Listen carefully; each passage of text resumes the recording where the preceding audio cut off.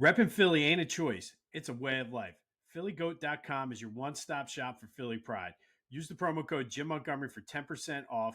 Look fresh, stay Philly, Philly Goat. Go Birds.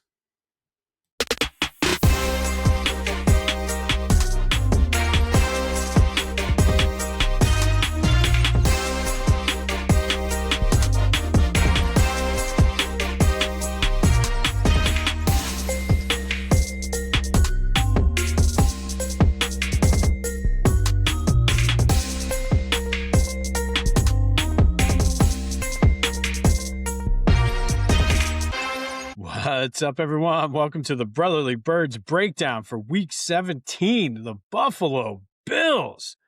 We are the Montgomery Brothers. I am Jim. I'm Kyle. What's up, brother? Going on, man. Big win, right? Big win. Huge win. Look, just like we did last week, let's preface this by saying it is the Washington Commanders, and it was with Mariota. We get it, and then it was with Josh Johnson, but they're still an NFL team, and it's a division game. So anytime you can win a division game on the road, it's a win. I was going to say, it's a road division game. Correct. So, it is what it is, but they got to play who's on their schedule. And for the last 2 weeks, they've done that. And first half was a little dicey. It was a little dicey, but second half they came out and just dominated. No, I agree. And I think the first half played out similar to what we talked about at the end last week when you were saying that, yes, there's going to be some motivation. Yes, there might be some revenge from some of these guys, a little bit of pride, but that's only going to carry you so far. And we saw even before Mariota went out, and I know it was the fourth quarter really was the big quarter for the Eagles, but the Eagles, for the most part, dominated most of that game. They just could not punch it in. And I think you saw the better team won out in the end. Yeah, and that's, like you said, I mean, we said talent is going to have to kick in at some point, and I think in the second half, the better team took over. Still a lot of things for the Eagles to clean up. Jake Elliott is what it is, man. Like, that's just, he's streaky right now, and that's just what it is. We'll get into it, but one thing that I was extremely encouraged about was the run game again. Saquon did his thing. He was tough runs too. Like, they weren't, all finesse. They were tough runs. Yeah, I know he spun, he did this, but like that 12-yard run, because I have 12 YRD, but 12-yard run that he had when he looked like he should have been tackled at like the 6, and he just powered his way through into the end zone and broke like 6 tackles. Like, that is, look, when we talk about last year and the team, and you go back to that Baltimore game, what was the turning point of that Baltimore game? You remember? It was one of the runs he had, or when Coop tackled Derrick Henry. It was when Coop picked Derrick Henry up off the ground to tackle him, and that showed like, oh shit, like this team is, we're not going to get bullied around. We're going to go after your biggest guy, and we're going to take him down. This would seem like the turning point for me, man, where they can rally around this and be like, if Saquon's given all that effort after the year he's had and all the criticism that he lost a step and this and that, he's powering through, breaking tackles, and wouldn't be denied, let's all do the same thing. And then I agree. I think that might be the turning point that we look back.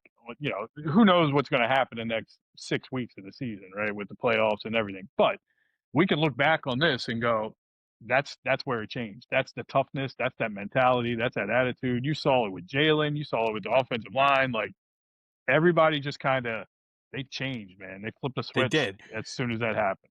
So do you think that's more of a switch that Saquon was like tired of hearing about his, like, because he was the guy that came out and said it's not fun. He was the guy that came out and said we're not ready, or they wanted it more than us. Do you think he realized that, okay, I'm saying all this stuff, maybe I need to go out and prove it? Because I agree. Like, I thought, what's the guy on NFL Network that Kyle Brandt, who says the angry runs. I thought he was running angry in that second half. And you're right. Everybody fed off of that. And I hopefully they're able to continue that, because they did look like more in line with the way they were last year. And I think it did start with Saquon. And I don't know. I just like it was more of an angry run. Like, all right, enough of this. Let's, as Nick Sirianni always says, let's play Eagle football. And it's Yeah. like it clicked. Yeah, I mean, you saw on the sideline too, where Jalen's talking to the offensive line. Saquon comes over and he looked pissed off about something. Like he was trying to get them fired up, and Jalen like kind of brushed him away. Like I got I this. like Like, that. and I like it too. But I also like the fire out of Saquon because that's not usually what you get out of Saquon. You usually get Saquon like, guys, we got to stay up here. The positive, the positive. He looked pissed off and like angry about something, and it might be because it's Washington. It might have been something like that, but like he was trying to get those guys fired up in a different way. And I think Jalen was like, I got it. I got it. You just take a breath. I got it. So I like No, the fire, man. I like the leadership from Jalen too. Like that's something I, that we know it happens. We see it, but like the media wants to go, he doesn't talk to anybody. He doesn't talk to anybody. Sure as hell looked like he talked to a lot of people right. Sunday or I Saturday. think that clip showed so much. And I saw the people saying, oh, the Eagles are in turmoil. I thought, like you said, to your point, I thought it showed a different side of Saquon, but it wasn't Jalen sitting over on the bench by himself, just staring Uh-uh. off into space. He was saying something, whether he was as fired up about the same thing or whatever it was, he was just like, dude, I got this. And kudos to Saquon for having to, okay, I'll walk away. And I'm Yep. sure after the game, everything was fine because you saw him standing next to AJ and Jalen in the locker room with the division shirts on. So I'm sure it's not a big deal, but I think that to me can we finally, I've been calling for a couple weeks. Can we finally put that narrative to bed that there's turmoil, they don't get along, Jalen's not a leader. Like, Well, hold on. You saw that you mentioned the picture. Jalen didn't smile in his picture. So maybe he was very unhappy to be standing next to AJ and Saquon. Maybe that's what it was. He didn't look happy. He didn't look. you're right. There it is. There it is. He didn't look Where's happy Diana? when they won the Super Bowl though. Right. Look, I was very happy about that, and I will say, and then we can touch on the brawl, where it was 12 on Steen, basically it was 12 on 12 on on Steam. on Tyler Steen. I gotta give a shout out to Bobby Wagner. I think Bobby Wagner, being the vet that he is, kind of stepped in and helped Jalen pull Saquon out of that mess. And I think he was the voice of reason, saying to Saquon, like, what are you going to do in that situation? You're going to punch somebody in their helmet and risk breaking your hand? You have a Right. lot more to lose than they do. Get out of here. And I think Jalen pulled Tank out of there, and then, you know, you saw Jalen go up to Tyler Steen after that. I don't think he was probably saying to him, and you'll never know exactly what he was saying to him, but I bet you he was saying to him, like, look, I appreciate the fight. I appreciate everything you did there, but you got to be smarter than that. We need you on this offensive line, even Right. though me and you have talked about it all year. He hasn't played the greatest offensive line all year, but we can't afford to not have him in the starting lineup either. So you got to be smarter about that stuff. But I loved it, man. I think Tyler Steen said, "Bring it on." That was the most fight, honestly, we've seen. Like, I appreciated it. And kudos, again, like you said, you got to be smarter. But that's 2 weeks in a row now that there were, whether it's Coop fighting back and Hmm. pushing a guy, and like add that on with Saquon's run. And I think like maybe they needed like the wake up call. Maybe all along they should have said, no, we are the defending champs. And they're like, okay, it's crunch time now. But no, I thought it was great. I mean, it shouldn't have been 12 on one, but he was the only one that didn't get the memo that, like, hey, they're out of it. They could care Yeah, less what happens. yeah, and that's they're trying to do something in that situation. And look, I know it started really from Nick going for two. And we can debate what the reasoning of that is. I definitely do not buy into Nick Sirianni's reasoning of what he said was like, oh, if we go up 19, all they can do is tie. If with 4.5 minutes left, they're going to go down, score two touchdowns. Well, hold on, score a touchdown, get the 2-point conversion, kick the onside kick, score another touchdown, get the 2-point conversion, kick another onside kick, and then kick a field and goal to tie recover it. it. Like, are we serious, Nick? Like, yes, mathematics would tell you that. It's simple mathematics, as we know that song, right? It's simple mathematics, but Nick, I'm not buying it. I think it's one of two things. Either you were trying to send a message to Dan Quinn, or you were trying to send a message to Jake Elliott. It was one or the other. And if you were trying to send a message to Jake Elliott, I'm with you, man. Like, at that point, you got to send a message to him and just say, get it together, because you missed 3 field goals. I know on the score sheet and the stat and the box score, it's only going to Yeah, say 2, but you missed 3, and you missed all 3 the exact same way. So you and I have played in golf events together in scrambles, right? There's 4 of us that take a putt. If the first 3 people miss that putt the exact same way and you're the 4th person, you better best believe you're making an adjustment to not miss the exact it, same way. I'm going completely opposite way. Like I'll miss Right. it to the left instead of the right. Exactly. And he missed wide left all 3 times, and it was pretty much the exact same thing. So he either can't make an adjustment on the fly, or he's injured in some way and overcompensating in another capacity. I don't know. Well, so two things there. To your point, I do think he was sending a message to Jake Elliott because at that point, what message are you sending to Dan Quinn? Like you beat them 2 times last year, one in the NFC Championship game. The one time you lost, they knocked out Jalen had a concussion early and it was a close game. I don't think there's any ill will between the two of them. And for Dan Campbell to be, or not Dan Campbell, Dan Quinn to be like, well, we do see them. So if that's the way they want to stop it, dude, like, forget about it. Like, don't, like, you could tell, like, if there was some type of issue, I think he would have been way more animated than what he was. Yeah. Yeah. Um, so I do think he was sending a message, but Elliot did say that it's not a physical thing, or I'm He sorry, said it's it's not not a a mental mental thing. Yeah. thing. It's Yep. a physical thing. So maybe he is hurt because it never fully came out, but he was apparently hurt last year too. Yep. Yep. And look, I have I know it's gonna come off as strange and probably against the grain with everybody else, but, like, I still have no doubt in my mind that in a crucial game in the playoffs, he's gonna come up big, because He's in a done it. crucial spot in the playoffs, he's always come up big for us. So I don't have any doubt in my mind. Now, you know, am I a little alarmed that over the last, what, 6 weeks, he's missed 7 kicks, including an extra point? Yeah, a little bit. A little bit. I'm concerned with that, but we're in the playoffs, and this isn't win or go home yet. So, like, it is what it is. It's not like who you're gonna bring in? Justin Tucker right now? Well, Like, yeah. you're not bringing anybody else in week 17, so you're gonna roll the dice with Jake Elliott. No, and that's what I was going to say. You're not bringing anybody in, especially I heard people talking about. I'm like, the PR nightmare alone Oh bringing my in god. Justin Tucker would not be Yeah. worth it.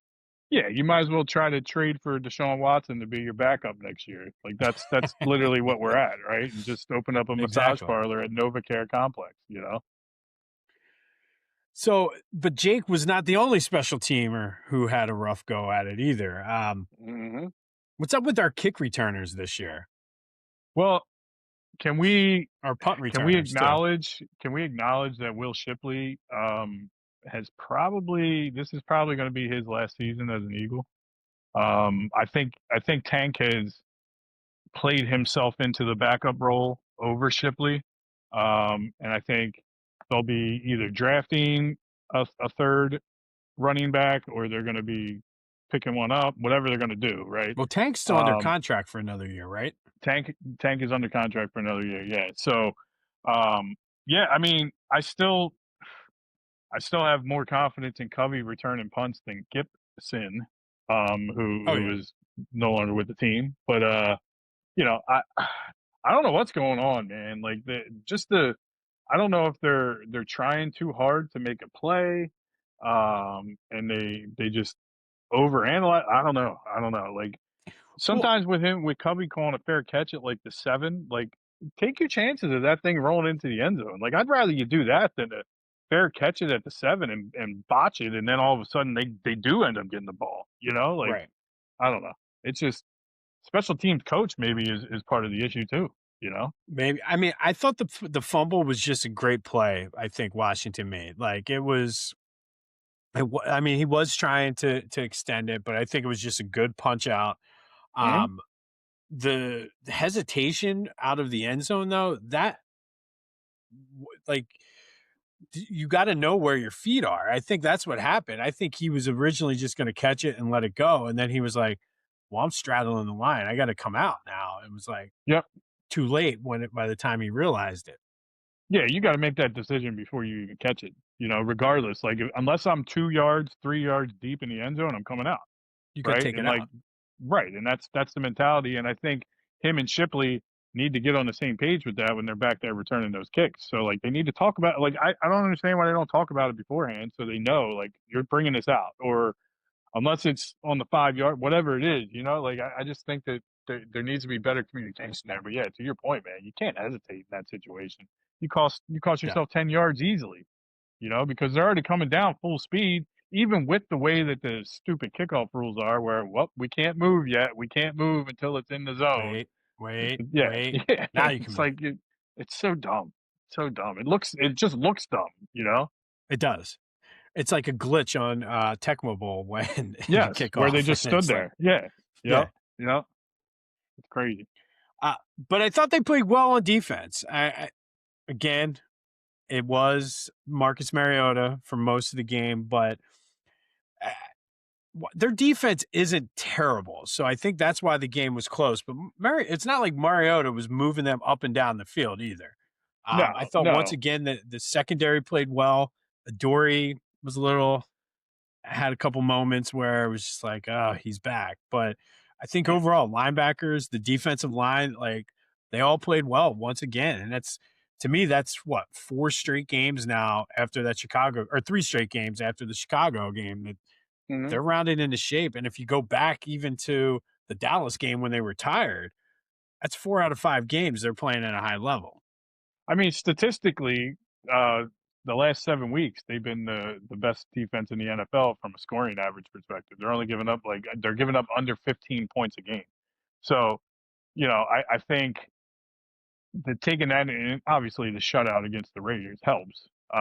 But I think shout out to Jihad Campbell, who, you know, came in for N'Kobe Dean, and you almost didn't see anything skip a beat. You know what I There was mean? not Like a there was drop off nothing. at all. No. So I think as much as like we're sitting here questioning Vic and like why isn't Jihad Campbell playing? Whenever he gets in there, he's hungry.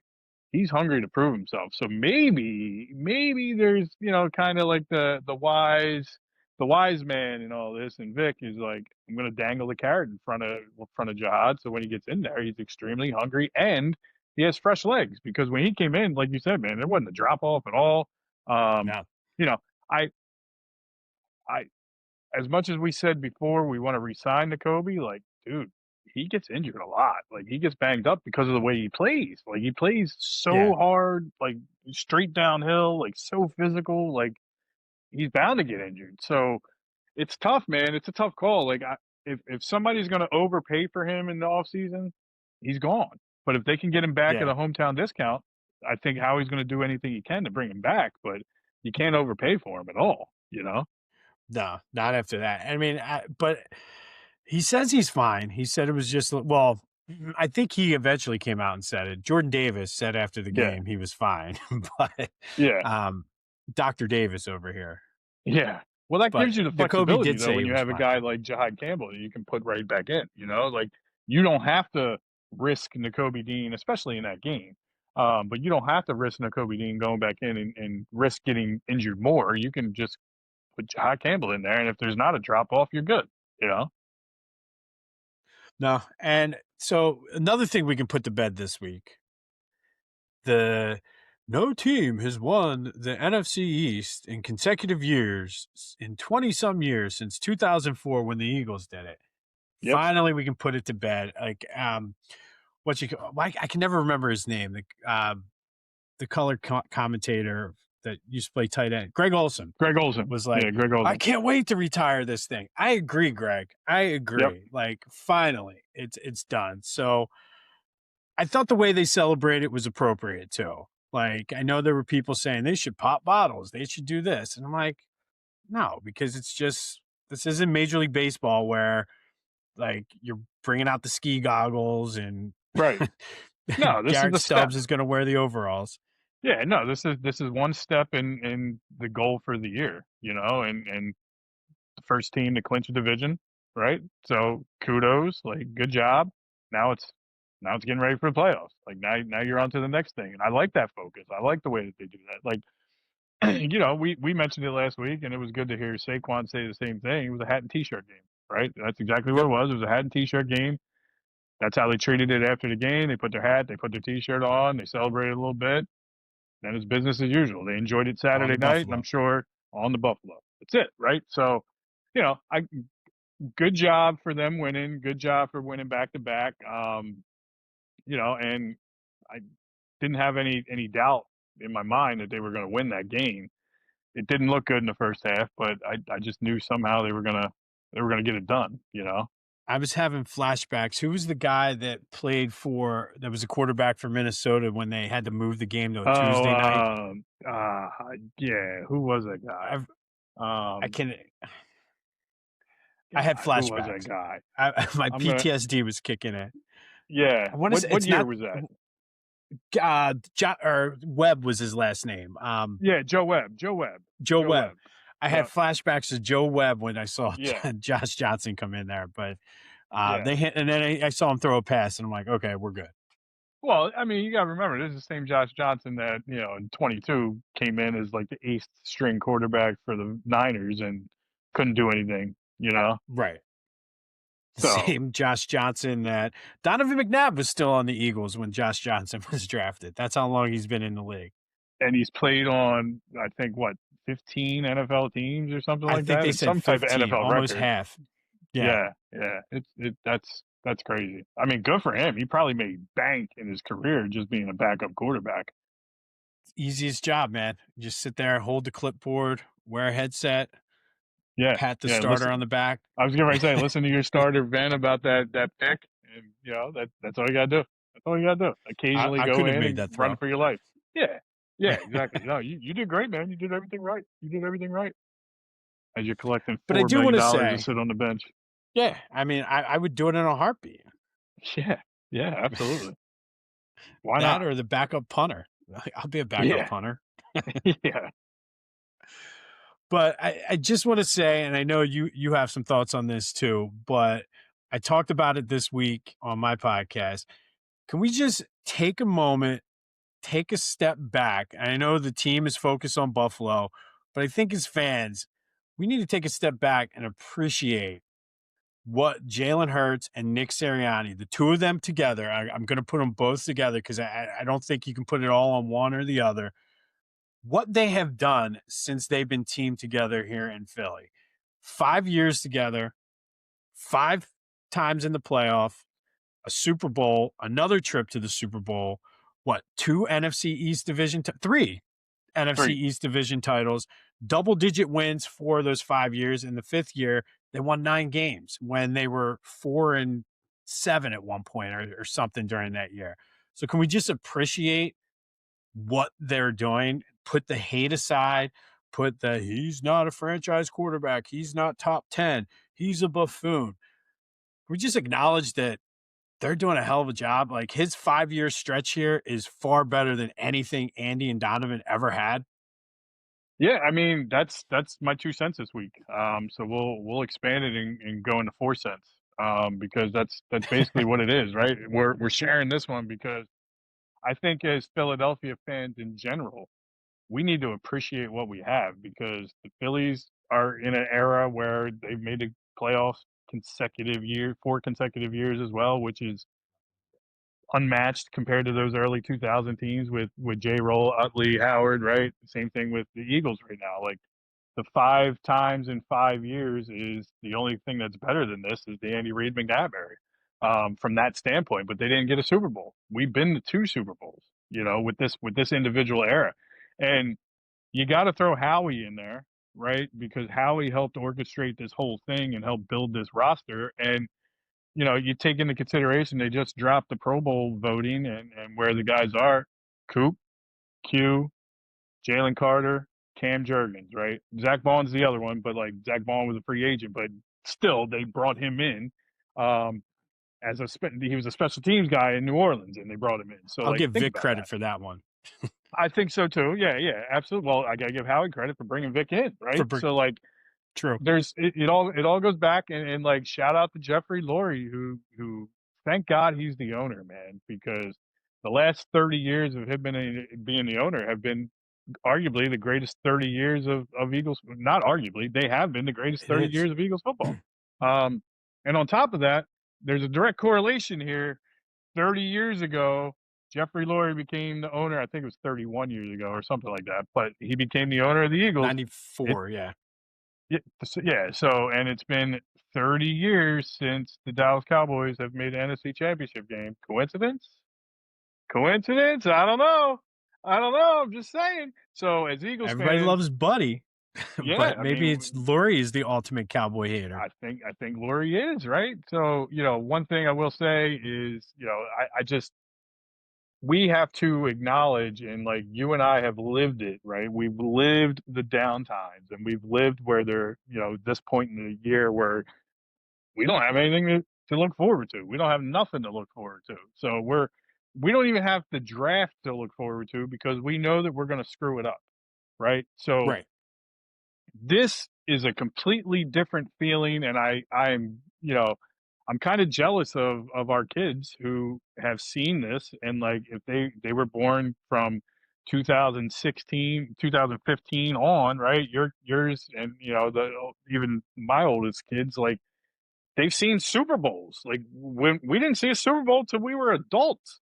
You know what I mean? So like, Well, even think about kids born in the late 90s who all of a sudden they started watching football when Andy Reid came in.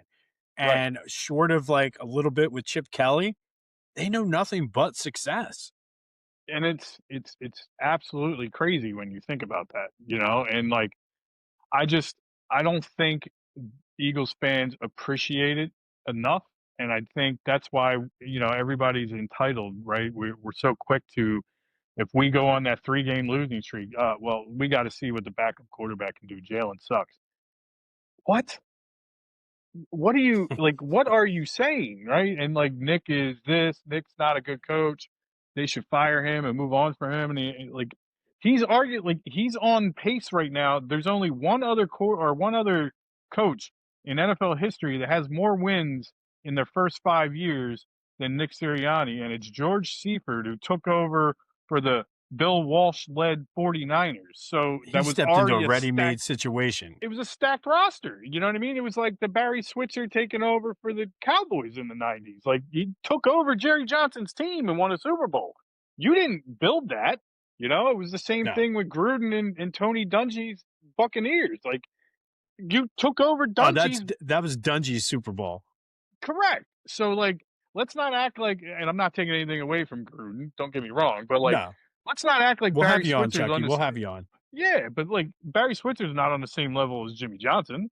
Not anywhere No. close, right? So I think we have to take time and experience this, like live in the moment, understand what we're seeing, but there has to be a time for reflection. And I was kind of you know taken back a little bit, but I appreciated the fact that like Jalen said the comment of he used the word "soak it in," right? They asked him after the game and after winning the division and in the 5 years, making the playoffs every year of his career, and he said, "Soak it in." That's not normal out of Jalen because Jalen's usually like business first, and then we wait till the end of the year to do that. So I think even the players are acknowledging that this isn't like this isn't normal for any This isn't team, right? any team. And like any team in professional sports to put together a 5-year run of 5 years in the playoffs and the postseason and all that stuff, like it doesn't happen in the salary cap era in sports. So the fact that they're able to do it and do it at a high level, as you said, double digit wins in 4 out of 5 years, that's a good clip, man. And shout out to the Birds for that because they've definitely helped us through a lot of rough times, and I'm grateful that we don't have those rough times. Yeah, it gets frustrating at points because we know what they're capable of this season, but it's it's been a great ride, man, and I don't see it ending anytime soon because with those guys I mentioned that are in the Pro Bowl, they're young guys. They're going to continue to help Yep. this team grow and mature and continue the success. So I'm excited for what the future holds, man. And hey, Jalen and Nick have a bright future if they can continue along this road. I agree. I mean, I always go back to, and I forget what year he said this, but it was during the Andy Reid era. I think before they even got to the first Super Bowl, when Jeffrey Lurie said, "We are the gold standard of the NFL," and we almost all laughed him out of town. And kudos for him for having the balls to actually make that comment at a time when, truthfully, I think at that point they had lost three straight NFC championship games. It was right before that year. And he got up there, said it in training camp, whenever whatever year it was, believed it, Hmm. and then said, "Go ahead, laugh at me all you want. This is what I believe." And I mean, you look at the NFL now, they truly are the gold standard. And like you said, the past 31 years since he took over, I mean, he dates back. He's goes back to Kotite. Kotite, he inherited Rich Kotite, Randall Cunningham, all those guys. And he did it his way. Everybody laughed when Yeah. he brought in Andy Reid. Yep. Everybody laughed at Joe Banner with oh, we can't sign these guys if they're 30 or almost 30 because, and when they drafted the three, Sheldon Brown, Lito Shepard, and Michael Lewis, Michael Lewis. everybody's like, what are you doing? We have Bobby Taylor and Troy. He's like, trust me, and we're going to do it. And I think it hasn't always been easy. He's made mistakes, but I think truly they are the gold standard. And I think as a fan base, we do need to appreciate that. Yeah, I mean, look, and everybody, like a lot of the other NFC East, I'm not even going to throw Washington in there, but the Giants and the Cowboys fans like to say, well, why do you guys always just go back to year 2000 when you're bringing up stats? Like, oh, since 2000 this, since 2000 that. Well, that was around the time, like yeah, he took over a few years, but that was an ownership change. Like that was an ownership change and a culture change in the That's in the when he team, got right? his guy in there. Yeah. Correct. So like that's why because he changed the narrative of and the direction of the franchise. That's why we do that. But the real reason is because that was a turn of the century. So like it's an even mark. It's Like 25 years now. Yeah. that's why it's not again simple mathematics, right? It's not hard to understand that, but yeah, I just it from the top all the way down, man. Just Howie, Jeffrey, like they just to your point, Jeffrey made some mistakes, but he owned them, corrected them, and here we are. And I wouldn't want it any other way, man. I love this No. organization. I love this team. I love how they rally around each other from the top all the way to the bottom. I love what they do in the communities. Like it's awesome, man. It's absolutely awesome, and I'm glad I'm an Eagles fan because wouldn't want to be anybody else's fan right now. No, I mean, we could do creative math and say, well, from 2008 to now, it's like an even number. And I do enough data work at work that that's a legitimate sample size, 25 years. So Yep, there's yep. that's the math portion of the show today. There you go. There you go. We bring it all to you on this podcast, ladies and gentlemen. All right, so I guess the next, a lot of the news we mentioned the Pro Bowl. Jordan Davis definitely got stubbed, 100%. Yeah, Like, he got snubbed, and it's basically because he's not the name of some of these other guys. Like that's all. I mean, look, he got snubbed and over Jalen Carter. He's I played better than I was Jalen Carter shocked when this I year. saw that. Yeah, But Jalen Carter, like because of what he did last year, and like, look, I'm not saying Jalen Carter's not dominant when he's in there, but like Jordan Davis has played extremely well, and he's been healthy, and like it seems like he actually gets more energized later in the game. Where which a is couple years huge ago for him compared to he where he was on a was. snap count, yeah, and he couldn't even play in later in the game. So, you know, I think Jordan Davis definitely got snubbed, but something tells me he's still going to get voted into the Pro Bowl at some point. He might be a reserve. He's just not a starter. So, is what it is. Yeah. No, and I guess before we get into the other news of the week, because I think everything else news wise ties in with the Bills. Mhm. Let's take a look at our picks from last week, and pretty even. Um, Yep. and Yep. I appreciate you giving me the victory because of my bonus pick of Tank Bigsby this week. 100% should have been Saquon's touchdown, which would have given you the win, though. I do have to say. Yeah. Yeah. I mean, I was looking for it. But look, at the end of the day, you specifically called out Tank. You said, I think Tank Bigsby gets in the end zone. And sure as shit, he got in the end zone. I called out Saquon with 2 touchdowns. He should have had 2 touchdowns. Arguably, he should have had a second. That one, the 12-yard run that he got in should have been his second because he should have scored on that first one if his knee wasn't down at like the half-yard line.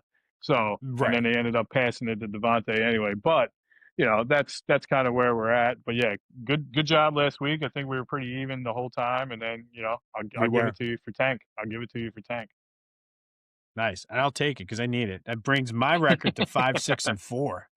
But I will say I came like 18 yards, I think it was, or 28 yards from having Devontae and AJ both over 60 yards too. So I was locked in last week. Yeah, you needed it. You needed it. I thought I was just going to I don't know coast. about this week. I don't know Yeah. about this week, but all right. So the other big story going into this Bills game is I'm hearing a lot of people saying it's a lot of the same people talking about it last week too. The Eagles are still in play for the second seed. I think mathematically there's like a less than 1% chance at this point that they can get the 1 seed. They might even be already eliminated from the 1 seed They are now that the 49ers won last night. because They're of last night. mathematically. Yep. Yep. Thanks, Philip. So, But yeah. Yeah. I do think they're very much in play, and the Niners don't play, or the Niners play the Bears, and that's the Sunday night football game. So the Eagles win. Bears have to lose both of their games, which the way it's lining up, they could very easily lose both of those games. So I think you have to play the starters in this game. Oh, no doubt you play the starters. You can't go 2 weeks without playing the starters and then think you're going to just miraculously show up in the playoffs and win, and play well. So I think you definitely play your starters this game. You can talk about it for Washington, for that last game. Plus, Right. with Mr. Dan Cook saying, "Well, Dan Quinn, we're seeing him in 2 weeks." Like they're going to have a chip on their shoulder, and I'm not saying that they're going to play dirty, but if they have a chance to take a cheap shot, I can see them doing that. So why risk your players in that Yeah. game? But in the Buffalo game, I would definitely play your starters. Now, having said that, we might get Lane and Jalen Carter back this week. I don't know that I would play Lane if the field conditions are crappy. Coming back with a Liz Frank injury, like, do you really want him playing on a shitty field with a messed up foot that he could injure again, and then Right. you lose him for the playoffs? So I'd be hesitant with that unless it's just a pain tolerance thing at this point. Then if it's a pain tolerance thing and he wants to get out there, give him reps. I feel like that's probably what it is because it looked like based on on the hard knocks, it looked like I mean, he's lifting a ton of weight. So I don't know if he can injure it anymore. Yeah, Um, but I agree. I mean, don't take any chances, but I would like to see Jalen Carter play to kind of get into a little bit of game shape. But I agree. I think you have to play them. I think Washington's a whole different beast. You kind of deal with that as it goes because if the Bears beat the Niners, it doesn't matter anyway. Like you're yep, locked into that 3 seed, and I think you just give everybody a bye week, get everybody rested for the playoffs. Um, but more importantly, I think you need to keep them playing to keep the momentum going because especially the second half of that game, I think they're clicking at the right time. And like you can't just, oh great, we finally got something good going. See you in 3 weeks. Like you have to keep them playing. yeah. I mean, you gotta keep it's no different than I mean, I guess it is different because it's a different sport, but like, we talk about it all the time with baseball, with the way they have their baseball playoffs now where the one seed gets the week off and all that stuff, and every year it seems like the one seed gets knocked out of the second round of the playoffs because they had a week off, right? They weren't playing. So like you can't take that time off for too long for your offense, especially with them clicking, because you got to keep that momentum going. Same thing with the defense. You just got to like my fear is like they take too much time off and then they're going to defer the coin toss like they normally do, and then that offense, whoever they're going to play, is just going to drive right down the Right field down. and just take the crowd out of it, take the momentum right out of that game, and then you're fighting for your life at that point. So I think you got to keep everybody just kind of playing their snap count, doing whatever they got to do, and keep them in there, man. No, I agree. And I mean, and selfishly, I want to see them play against the Bills anyway. I mean, Same. just to I mean, I think the Bills are going to be a dangerous team in the AFC still, even though they're not playing the greatest. But it's a good measuring stick game. I mean, we've beaten the best teams in the NFC, minus Chicago. But like Kansas City at the time was a good team, but I want to see what they can do against Josh Allen. I mean, last time it was a shootout in the rain. Like, is that what we're going to see? Are we going to see the defense come out and dominate him? I mean, I don't know if they're going to see another, maybe Caleb Williams. I don't know if they're going to see another quarterback before the playoffs that moves like that. So, I mean, it's good practice from that regard too. Yeah, I mean, I don't think, and not taking anything away from Caleb Williams, but I don't think anybody's on Josh Allen's level when it comes to the way he moves, right? So like No, I think, they're gonna have their hands full for sure. I did think it was funny though, like Josh Allen's stats against the Browns. If you take the names away and you show, Jalen and Saquon's numbers and then Josh Allen and James Cook's numbers, almost identical. But nobody's saying that Josh Allen sucks and his team's carrying him. You know what but I they only mean? So played the like, how does that Browns. happen? The Browns Right. have the like a top three defense in the NFL. You know, um, I it's still the double standard out there with Jalen Hurts and then everybody else. It's crazy to me. I don't understand it. I don't get it at all. And I'm not No, knocking Josh Allen in any way, shape, or form. The dude's a beast. He's an animal. But and we'll get into him in a minute.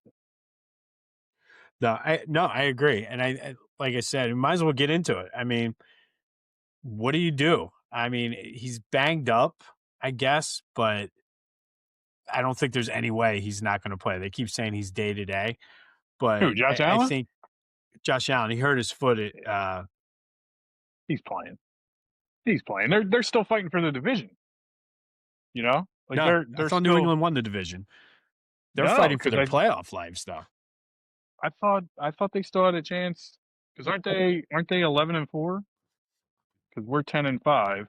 Um, because I thought since they beat them, they beat New England the other week. Um, yeah, I was pretty sure. Yeah, they didn't clinch the division yet. Oh, I thought they did. So no, they're 12-3 and Buffalo's Oh, 11-4. So if somehow Buffalo wins against us and New England wins, it's going to come down to that last week of the season where New England plays Buffalo, and if Buffalo beats them that last week of the season, they win a division because then they'll beat them head to head well, twice. so anybody who's been listening to me this week, I apologize. Yeah. I thought that New England already locked it up. No, so Buffalo can if we beat Buffalo, we can knock them out of the division race. And then on top of that, now Buffalo already clinched the division or clinched the playoff spot. So they're in the playoffs, but they're fighting for the division. So Buffalo can't finish anything less than sixth in the conference, but they can get all the way up to I think number two. I don't think they can overtake Denver as the number one seed, but they're still fighting for the two seed, similar to how we're fighting for the two seed. So this Right. game means a lot for So both teams. even more of a reason to play everybody then. Absolutely, yeah, on both sides, on both sides. So Now, obviously, I'm not putting the Eagles defense in the same category as the Browns, because I don't think do they have that potential? I think so. But Josh Allen does tend to struggle sometimes against better defenses. So how do you see that playing out? I mean, is our pass rush as good as the Browns? No, but I think our pass defense is better than the Browns. I think the way our secondary is playing right now, with the I way Coop, Q, Blankenship, Epps, like these guys are balling out. And then you put guys like Jahad Campbell and even Ballin in pass coverage, like they are balling out and holding teams to ridiculously low numbers offensively. And again, I know that we yes. played who we played in the last 2 weeks, but Herbert didn't shine he didn't light the world on fire in that game. Keller Williams didn't throw No. for a shit ton in that game either.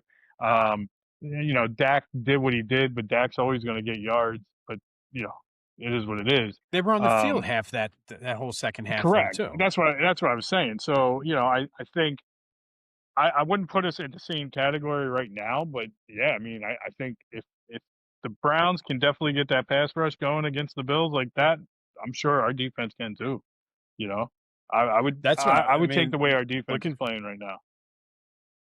I would. And then on the other side of the ball, I mean, if if he wasn't making his 3rd NFL start, and I don't think he played bad in that game, Shedeur Sanders, he looked solid against that Bills defense. So you put a competent offense, I think the Eagles could have success against that, especially if it's gonna be apparently it's supposed to be a little bit balmier, like, it's supposed to Hmm. snow and sleet early before the game, and it's supposed to be almost 40 degrees, so it's not weather's not probably gonna play a factor in this game.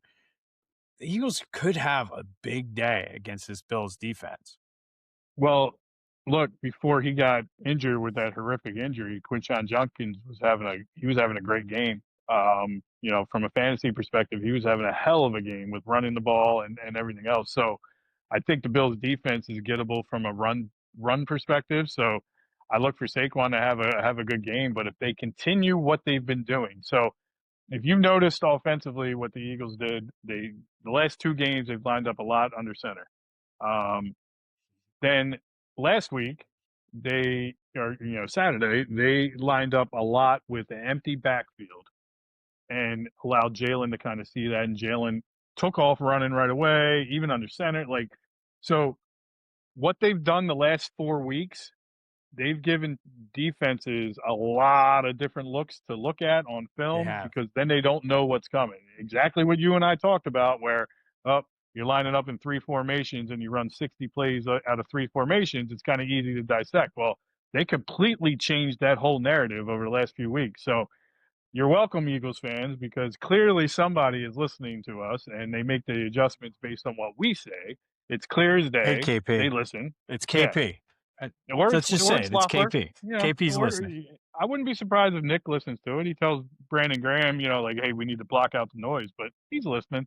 He's listening. I think if Yeah. we were able to pull up the analytics of our subscribers, I know Nick's a subscriber. I know he is. One Novacare way is lots of Yeah, listens yeah. down there. Yep, yep.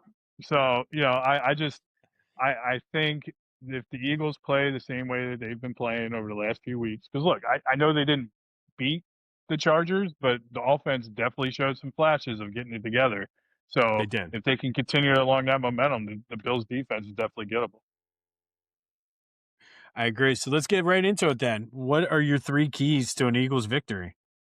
All right. So I'm going to lead off with what we just talked about. Offense got to keep building off of the last 2 weeks, especially with Saquon in the running game. Um, I'm starting to kind of believe a little more that, of what Mailata has been saying all year, is that they're one block away. Um, it's kind of shown that. And look, this is my public forum to call out Jordan Mailata. You're 6'8", 350. You should not be getting manhandled by any defensive ends in any part of this league, and that includes Miles Garrett. Miles Garrett should not even be able to manhandle you because you're 6'8", 350. Anchor your legs and make them use all their strength to try to move you. That's all you got to do. So I look for him to kind of have a big game and kind of spring this running game. So that's the first key. Second key, defensively, reduce the amount of Josh Allen runs. You know, stay in your lane, keep containment. And I know you're going to touch on it with the famous saying, but you know, I think the last Am I couple of that years when predictable? I'm they, like the Eagles offense. I'm yeah, predictable. yeah. Um, the last couple of years, we've said it in the playoffs when they play any type of mobile quarterback. You know, it's the must rush, right? You do the must rush. You just kind of rush straight forward and collapse the pocket that way instead of over pursuing because then they can't run. You force them into other people. That's how this defensive line needs to play against them. That's how the Browns had a lot of success against them that way, where they just They rush did. straight up field instead of doing all these different stunts. Um, so I think containment, just staying in your lane, is that's the second key. And the third key for me, man, is containing James Cook. James Cook's been on a tear. I think he leads the NFL in rushing yards right now because I think he overtook Jonathan Taylor this week. So James Cook is a beast, man. He can catch the ball out of the backfield. He's versatile. They were able to contain Jameer Gibbs. I think they're able to contain James Cook if they kind of apply that same philosophy. I'm not saying James Cook is exactly like Jameer Gibbs, but he's just as shifty, he's fast, and he's a little more Similar. powerful than Jameer Gibbs, so he's very similar. So those are my three keys. I think they have to contain Allen and Cook in the running game for sure. All right. Well, since everybody knows the first one, or I'll do number two, number one, but I have it contain Josh Allen, and as one of our second favorite coach, I guess, on this podcast, Bill Belichick used to say, "Do your job. Don't worry about the guy next to you. Do what you're supposed to do." I think overall, for the most part, they've been good with that this season in most games. I don't see why they won't continue to do that, but stay in your lane, keep contained, let the linebackers make the tackles, let Coop come up, make a tackle. Um, I need to get on less predictable, I guess, with my three keys. But the second key, I think, keep the run game going, specifically on first down, though. I think that was the key difference against Washington. There wasn't many for or second and nines, second and eights. They were getting 3, 4, 5 yards a pop on first down. And I think that is really what opened up the offense and allowed them to do some of the empty back sets, allow them to do some of the under center, and allow Jalen time to like, okay, I can go run for 7, 8 yards. So I think first down is going to be key, especially against a defense that they should be able to have running success against. Like, there's Yep. no the fact that the Browns I mean, they have some young, possible talented guys, but they're still the Cleveland Browns. If the Eagles are the gold standard, the Browns are the Brown standard, so to speak. Yes. Yes. I like it. And then third, I think you got to limit the mistakes. This is a good team. That means penalties. That means turnovers. That means missed field goals, missed tackles, just dumb plays coming out of the end zone. I think have to play as smart. Obviously, you're not going to play a clean game, but just you can't have what you did against the Cowboys in this game, or you're going to get blown out. Yep. No question about it. So I think just limit the mistakes, specifically special teams. Like, Jake, I'm looking at you. I need you to, whatever it is, ice go in TO's hyperbaric chamber, whatever you got to do to get your body right. But you got to be on point because this should be a close game. Yep. So at one mistake, one way or the other, could turn it the other way. Yep. Yep. I would agree. I like it. I like it. I like the keys. I like it. So what do you All got as your right, so game pick? that leads to. So I got my pick. I think this team has turned the corner. I think they're going to keep it rolling. I think if this team has taught me anything over the past 5 years, Nick Sirianni, Jalen Hurts, they play their best when the lights are the brightest. This is the national game of the week. I think whether they say it or not, they've heard the noise. They're going to come out and show. I think it's a close game, but I got the Eagles winning 27-24. Okay. All right. I also got the Eagles winning, a lot closer than you, though. I got the Eagles winning 24-23. That's how I got it. And I I'll like just it. go right into my fantasy stars. I got Jalen with 2 touchdowns. And then I'm going to go similar to you last week, but instead of 60, I'm going to go AJ and Devontae with 50 yards each and a touchdown each. Ooh. And then I got Saquon with 75 yards and a touchdown. And here's your bonus. Here's your bonus for this week. Jake Elliott with the big game-winning field goal in the fourth quarter. Why, did you have that? No, I had something similar. Okay. All right. All And right. who's your All player of right. the game? Player of the Jalen? game? Nope. Saquon. Saquon Barkley 2 weeks in a row. He's gonna be I my like guy. it. He's gonna be my guy. So this is one of those, it's like the new age starting lineups. So I I got like it. one for the man cave. It's the Saquon and the throwback with the Kelly Green. So you got Saquon on the back. So it's pretty cool. I like him. But Saquon's my guy. I think he's gonna help Jake ice it. I think he's gonna get like a big 20, 30-yard run to set him up in field goal range, and then Jake Elliott kicks the game-winning field goal. We sweat it out a little bit, but we pull it out in the end. I like it. So I also had a bonus, but you kind of stole some of the thunder. So you just so to make sure I have it. You have Jalen 2 touchdowns, Yep, AJ 50 and a touchdown, Devontae 50 and a touchdown, Saquon 75 and a touchdown, and then yep, Jake with the game-winning field goal. yep, yep. All right. So I have Saquon 110 and a touchdown. I think Nice. we're going to Okay. see him. He's going to sniff 1,300 yards this year. I think he's going to set himself if he plays against Washington, which is still up for debate. But I think he continues it rolling. I think whatever it was that snapped in him, I think you're going to see him. I think he breaks one 50 plus.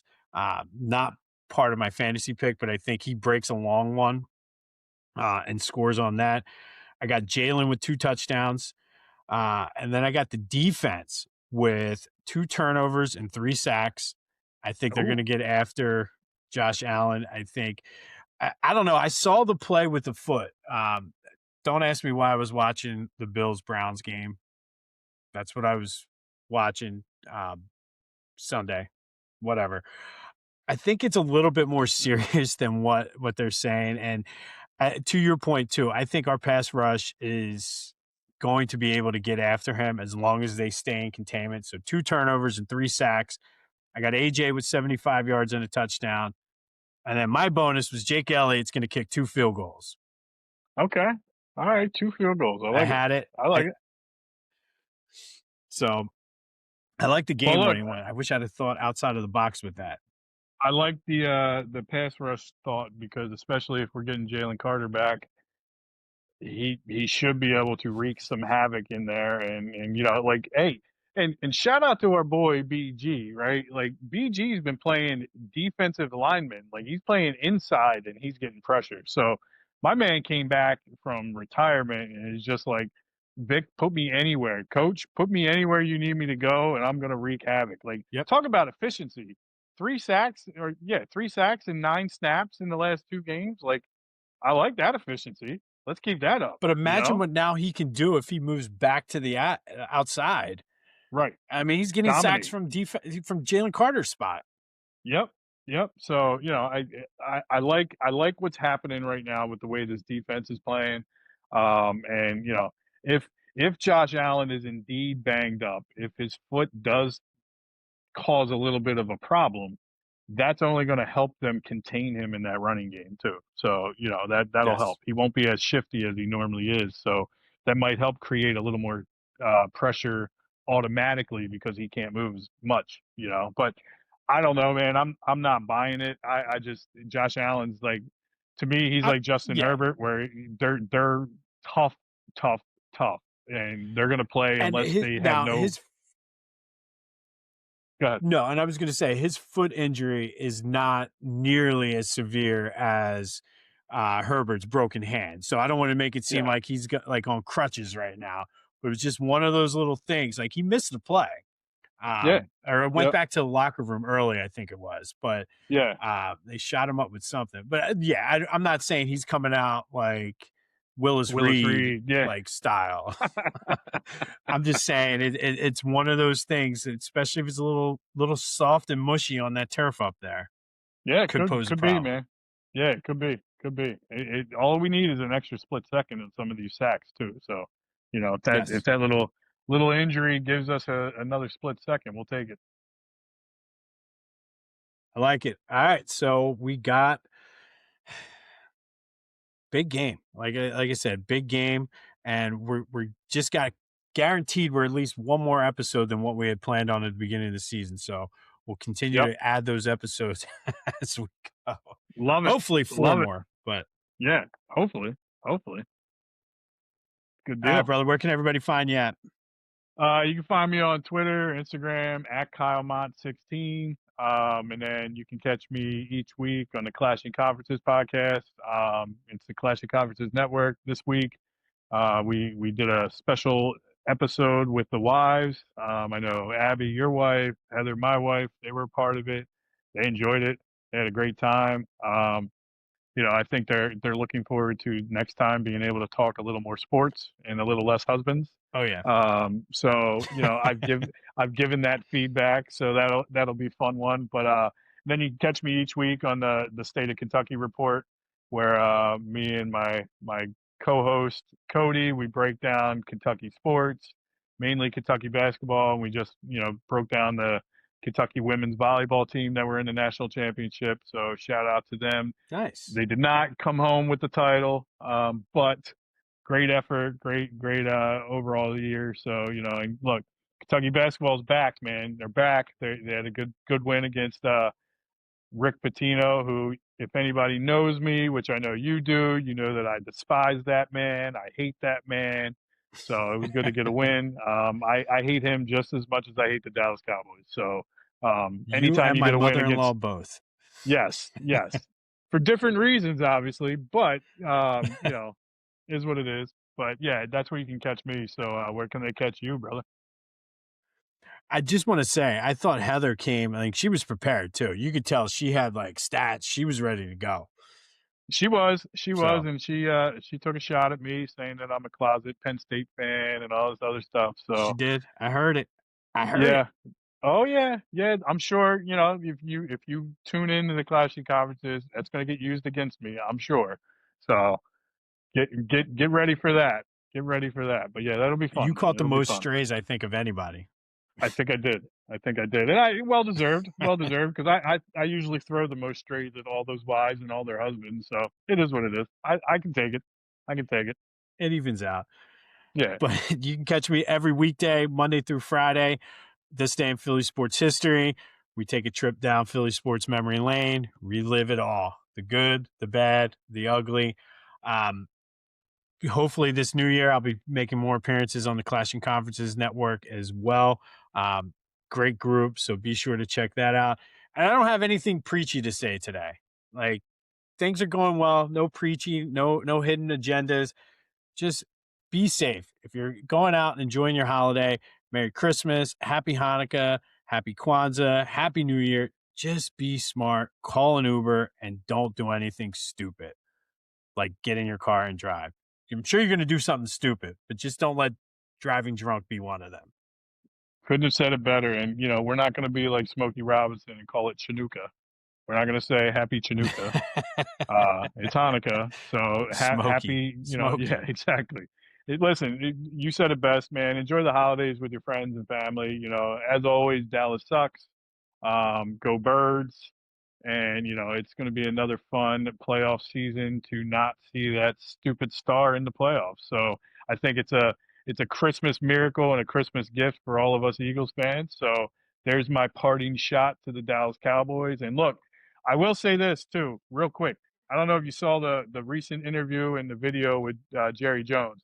Jerry Jones is looking like he needs to get another facelift done because it's starting to sag again. And he got that Mark Davis from the Raiders haircut. Like I don't know what the hell's going on with his Cabbage Patch Must haircut, be but like an he has a old guy thing. well, they probably can't do much because their skin's so pulled back that they don't have any, follicles left up top. So, you know, I hope that he lives to be 310 and we get to experience the Dallas Cowboys in their glory. In their glory. So, thank you for giving us the gift this Christmas of not having to watch them in the playoffs. And that's what my Christmas wish is. Jerry Jones lives forever. I love it. And I on love it. that note, we will be back, hopefully celebrating an Eagles win, previewing hopefully a meaningful game against Washington. Hopefully that number 2 seed is still in play. But have a great holiday, everyone. Be safe. We are Jim and Kyle Montgomery, and we will see you next week. Go Birds. Go Birds.